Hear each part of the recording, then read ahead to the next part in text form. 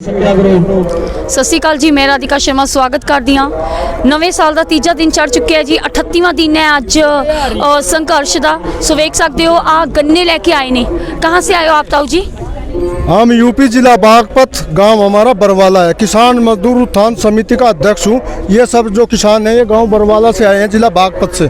अच्छा, सो ये गन्ने लेकर आए हो आप। ये गन्ने उठा रखे हैं, ये क्यों उठा रखे हैं ये गन्ने? ये गन्ने हम इसलिए उठा रखे हैं, जो ये मोदी सरकार है, जब ये सरकार में आने से पहले और सरकार में आई, किसानों का नाम लेकर के भाषण शुरू करती थी और किसानों के भाषण पर समाप्ति करती थी। हम ये दिखाना चाहते हैं उत्तर प्रदेश के अंदर योगी सरकार ने किसान गन्ना की इतनी बड़ी दुर्दशा कर रखी है, तबाह करने पर तुला हुआ है। 3 साल से गन्ने का कोई रेट नहीं बढ़ा। पिछले साल का 3 महीने का बकाया, 3 महीने का शुरू सीजन का 6 महीने का बकाया है। बिजली बिल हमारे पे इतना बढ़ा दिया है कि हमारी कमर तोड़ दी। 22 रुपये महीना, 18 रुपये महीना, 1800 और 1500 रुपये महीने का बिल हमारे पास। आपको कौन सा बॉर्डर आपके पास पड़ता है? हमारा बॉर्डर यूपी गेट।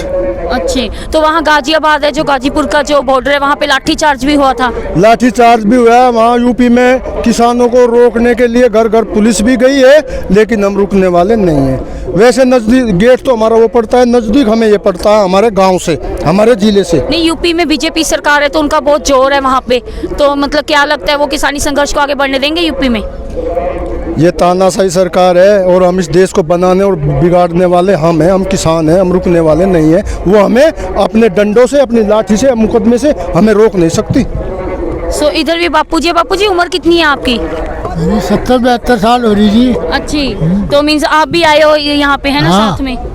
अच्छी, गन्ने लेके आए। और भी ताऊ जी हैं। सो क्या कहना चाहते हो कुछ? भाई यही कहना चाहते हैं हम कि इसलिए आए हैं आंदोलन में। ये कहने की सरकार ये कहती है, मीडिया पे बार बार दिखाया जाता है, ये सिंह बॉर्डर का आंदोलन जो है सिर्फ पंजाब और मुट्ठी भर हरियाणा लोगों का किसान है।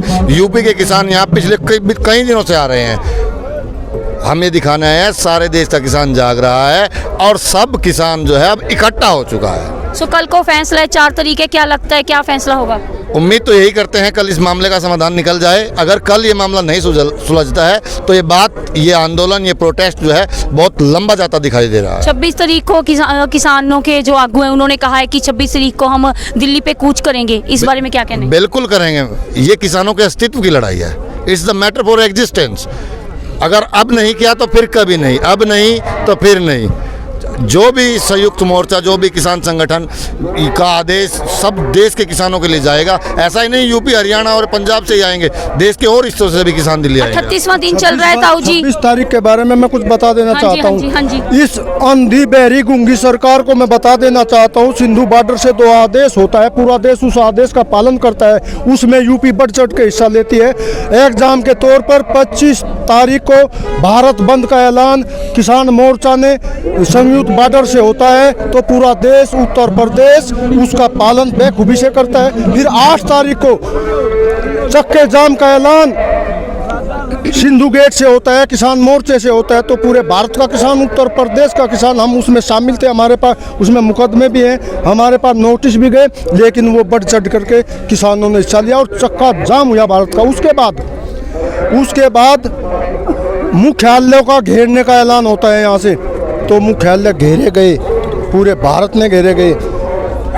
ये जो टोल टैक्स है, टोल टैक्स फ्री का ऐलान होता है, तो पूरे देश ने के किसानों ने टोल टैक्स फ्री किया। 26 तारीख के बारे में बता देना चाहता हूँ इस बहरी गूंगी सरकार को, या तो 4 तारीख में किसानों के हक में फैसला ले, नहीं तो 26 तारीख में जो चौधरी जी का किसान मोर्चे का सिंधु बॉर्डर से ऐलान होगा, पूरे देश का किसान, यूपी का किसान बढ़ चढ़ करके उसमें हिस्सा लेगा, चाहे कुछ भी हो जाओ। एक बात और, जो ये मोदी सरकार, बीजेपी सरकार ये कहती है कि पंजाब हरियाणा का किसान आंदोलित है, हम गन्ना किसान इसलिए आए हैं, ये बताने के लिए आए हैं कि पूरे भारत का किसान, यूपी का किसान सिंधु बॉर्डर के किसानों के मोर्चे के साथ है और रहेगा जब तक हमारी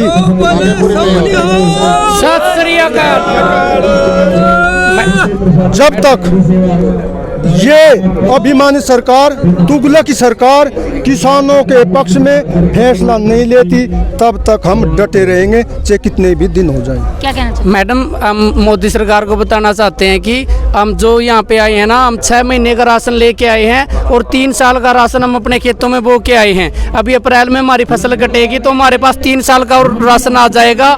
इस सरकार की हिम्मत नहीं है हमारा मुकाबला कर सके। हम देखो, इतनी बारिश हुई है, इतना बुरा हाल हुआ, हम पूरी रात सोए नहीं, हम पूरी रात भीगे हैं, हमें बहुत सारे लोगों को बुखार भी हुआ है, लेकिन हम यहाँ डटे हैं। ये हमारी आखिरी लड़ाई है, हम इसे जीत कर जाएंगे और 100% जीत कर जाएंगे। जीत हमारी हो चुकी है, बस ऐलान होना बाकी है और हम जीत चुके हैं। ठीक है। कई अंधभक्त कह रहे हैं कि किसानों का साथ कौन दे रहा है। सो देख सकते हो सिंगू बॉर्डर पे आके, टिकरी बॉर्डर पे आके, कि किसानों का साथ कौन दे रहा है। पूरा देश के किसान खड़ चुके हैं एकजुट और कहते हैं कि 4 तारीख को सरकार से ही फैसला ले ले, नहीं तो 26 तारीख को कुछ ना कुछ परिवर्तन जरूर होने वाला है।